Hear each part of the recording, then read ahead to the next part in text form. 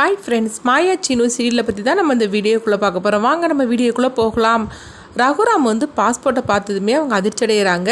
என் பொண்ணோட பேருக்கு பின்னாடி எப்படி இவனோட பேர் வரலாம், ஒழுங்கு மரியாதையாக இந்த பேரை எடுத்தே தீரணும், இப்படி யார் எழுதி கொடுத்தது ஃபார்மில் அப்படின்னு சொல்லவும், அப்போ சிவா தான் எழுதி கொடுத்துருக்குறாங்க அப்படின்னு சொல்லிட்டு தெரிய வரவும், என் பொண்ணோட வாழ்க்கையை தீர்மானிக்கிறதுக்கு இங்கே யாருக்குமே உரிமை கிடையாது, இந்த பாஸ்போர்ட்டை மாற்றி வேறு பாஸ்போர்ட்டை எடுத்துகிட்டு வாங்க, சொல்லப்போனால் என் பொண்ணோட பேருக்கு பின்னாடி என் பேர் தான் வரணும் அப்படிங்கவும், அப்போ அந்த பாஸ்போர்ட்டை கொண்டு வந்தவங்க சொல்கிறாங்க, அப்படிலாம் முடியாது சார், சொல்லப்போனாக்கி அது ரொம்பவே வேலையாக இருக்கும், அது அவ்வளோ சீக்கிரத்தில் நடக்கிற காரியம் கிடையாது அப்படிங்கவும், இதுக்கெல்லாம் நான் ஒரு முடிவு கட்டுறேன் அப்படின்னு ரகுராம் முடிவு எடுக்கிறாங்க. அடுத்து பார்த்தோம்னா மாயா ரகுராம் கிட்ட சொல்கிறாங்க, பெரியப்பா நான் சொல்கிறது கேளுங்க பெரியப்பா, கதிரை பற்றி நீங்கள் கொஞ்சம் உண்மையை தெரிஞ்சுக்கிடணும், சொல்ல போனாக்கி கதிர் நீங்கள் நினைக்கிற மாதிரிக்கு மோசமானவன் கிடையாது அப்படின்னு மாயா எடுத்து சொல்கிறாங்க. ஆனாலும் ரகுராம் கேட்குற நிலைமையில் இல்லை, இங்கே பாரு நீ ஒன்று எனக்கு புத்திமதி சொல்லிட்டு இருக்க வேண்டான்னு, சொல்ல போனாக்கி என் பொண்ணோட வாழ்க்கையை நாசம் பண்ணினதே நீயும் அவளும் சேர்ந்து தானே பண்ணிட்டு இருக்கீங்க, அவனுக்கு சப்போர்ட் பண்ணி நீ பேசிட்டு வராத, உன் முகத்திலே நான் முழிக்கக்கூடாதுன்னு நினச்சிட்டு இருக்கிறேன், இதில் என்னென்னா நீ அவனுக்கு சப்போர்ட் பண்ணி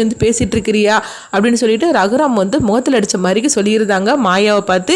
இதை பார்த்துட்டு பத்மாவும் பார்வதி ரொம்பவே சந்தோஷப்பட்டுட்டு இருக்கிறாங்க. அப்போ அவங்க சொல்கிறாங்க, இவளுக்கு இதெல்லாம் தேவை தான், இவளுக்கு இதெல்லாம் நல்லா வேண்டியதான், அண்ணன் இவளுக்கு நல்லா கொடுத்தது இதெல்லாம் பத்தாது, இன்னும் நிறைய கொடுக்க வேண்டியது இருக்குது, இவ என்னென்னா என்னை வெறுப்பேற்றிட்டு இருக்காள அப்பப்போ, அதனால இவளை எப்படியாவது இந்த வீட்டை விட்டு சீக்கிரத்துலேயே அனுப்பிவிடணும், ஃபஸ்ட்டு இந்த கதிரை வீட்டை விட்டு அனுப்பிவிடணும், அதுக்கப்புறமா இவளை என் பையன்கிட்ட இருந்து பிரித்து வீட்டை விட்டு அனுப்பிவிடணும் அப்படின்னு சொல்லிட்டு இருக்கும் போது, அப்போ சீனுக்கிட்ட பத்மா சொல்கிறாங்க, இங்கே பாரு சீனு, அவள் என்னன்னாலும் பேசினாலும் சரிதான், நீ மனசு மாறிடாத, அவள் லேஸ்பட்டவ கிடையாது, எப்படியாவது உன் மனசை மாற்றணும்னு சொல்லி அவள் எல்லா விதத்துலையும் ட்ரை பண்ணுவா அப்படிங்கவும், அப்போ சீனு சொல்கிறாங்க, அம்மா நீங்கள் ஒன்றும் கவலைப்படாதீங்கம்மா, அவள் என்ன பண்ணாலும் சரிதான், என்னெல்லாம் அவள் மாற்றவே முடியாது, அவளெல்லாம் நான் மனைவியாக நான் ஏற்றுக்கிடவே மாட்டேம்மா, அதனால் நீங்கள் ஒன்றும் கவலைப்படாதீங்க அப்படின்னு சொல்லும் போது, இப்படி சொல்லிட என் பிள்ளை சீனு அப்படின்னு சொல்லிட்டு இருக்கும் போதே அங்கே மணி வராங்க.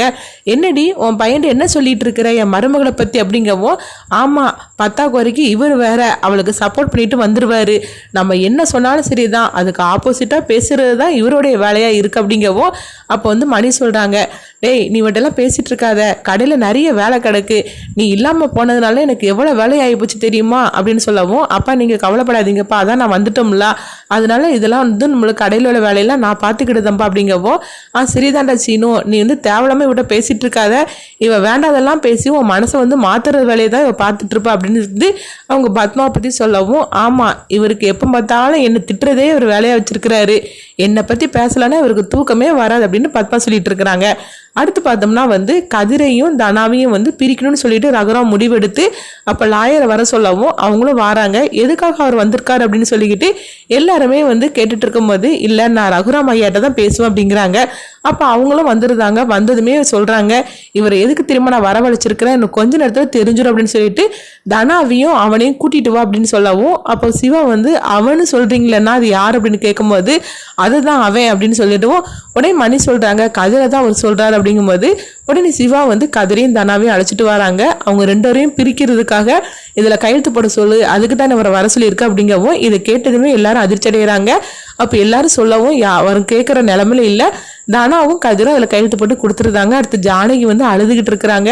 தனா இந்த மாதிரிக்கு முடிவெடுப்பான்னு சொல்லி கொஞ்சம் கூட எதிர்பார்க்கவே இல்லை.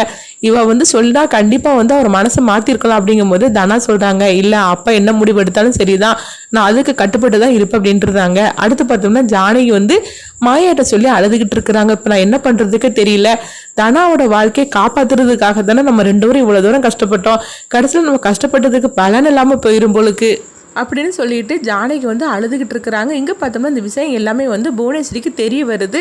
அது கேட்டதுமே அவங்க ரொம்ப சந்தோஷப்பட ஆரம்பிச்சிருந்தாங்க. புவனேஸ்வரி கார்த்திகிட்ட சொல்கிறாங்க, கார்த்தி உனக்கு தெரியுமா இந்த விஷயம்லாம் அப்படி கேட்கவும், கார்த்தியும் ரொம்பவே சந்தோஷப்படுதாங்க. இதுக்கு தானே நம்ம காத்துட்டு இருந்தோம் அப்படிங்கவும், ஆமாம் கார்த்தி நம்ம நினைக்கிறதுலாம் இப்போ நடக்க ஆரம்பிச்சிருச்சுது, அந்த ரகுராமே தன்னுடைய மகளுடைய வாழ்க்கையை காப்பாற்ற போகிறேன் அவங்ககிட்ட இருந்து அப்படின்னு சொல்லிக்கிட்டு இந்த மாதிரிக்கு ஒரு முடிவு எடுத்துட்டான், அதனால நம்ம கவலைப்பட வேண்டாம், நம்ம செய்யக்கூடியது வேலையெல்லாம் இப்போ அவனே செய்ய ஆரம்பிச்சிட்டான் அப்படின்னு சொல்லிட்டு புவனேஸ்வரி வந்து ரொம்பவே சந்தோஷப்பட்டுட்டு இருக்கிறாங்க. எப்படி தனா கிட்ட இருந்து கதிரை பிரித்து அவன் வீட்டை விட்டே அனுப்பி விட்டுருவான், அதுக்கு பிறகு நம்ம நினச்சது எல்லாமே வந்து ரொம்ப சுலபமாக முடிஞ்சிடும் அப்படின்னு சொல்லிட்டு இருக்கவும் இதை கேட்டு கார்த்தி ரொம்பவே சந்தோஷப்படுதாங்க. தனா என்கிட்ட இருந்து தப்பிச்சுட்டே நினச்சேலா, நீ தப்பிக்கவே முடியாது. நான் உன்னை நடித்து இன்னும் திரும்பவும் உன் காலத்தில் நான் தாலி கெட்டுதானா இல்லையான்னு பாரு, அதுக்கப்புறம் தான் என்னுடைய ஆட்டமே ஆரம்பிக்கும் அப்படின்னு சொல்லிட்டு கார்த்தி வந்து இன்னொரு பக்கம் அவங்க திட்டத்தை போட்டுட்டு இருக்கிறாங்க. இங்கே பார்த்தோம்னா புவனேஸ்வரி வந்து பசுபதி சொல்லிட்டு இருக்கிறாங்க, அண்ணா நம்ம நினச்சதெல்லாம் நடக்க போகுது, இன்னும் இதை வந்து கொஞ்சம் ஊதி ஊதி பெருசாக்கிறோம் அப்படின்னு சொல்லிட்டு இருக்கவும், ஆமாம் புவனா நீ சொல்கிறதெல்லாம் கரெக்டு தான் அப்படிங்கிறாங்க. இதெல்லாம் மகாலிங்க இருந்து கூட இருந்து பார்த்துட்டு இருக்கிறாங்க. அப்போ மகாலிங்க சொல்கிறாங்க, எப்படி வந்து தனா கிட்ட இருந்து கதிர் பிரிஞ்சு போகிறானோ அதே மாதிரிக்கு அந்த சீனுக்கிட்ட இருந்தோம் சீக்கிரத்துலேயே இந்த மாயாவை பிரித்து எடுக்கணும், அதுக்கப்புறமா என் பொண்ணை வந்து சீனுக்கு கல்யாணம் பண்ணி வைக்கணும், அதுவும் கூடிய சீக்கிரத்துலேயே நடக்கணும் அப்படிங்கவோ ஒன்றுன்னா நம்ம நடத்தி காட்டிடலாம் அப்படின்னு புவனேஸ்வரி மகாலிங்க பசுபதி இவங்க 3 பேருமே பேசிட்டு இருக்கிறாங்க.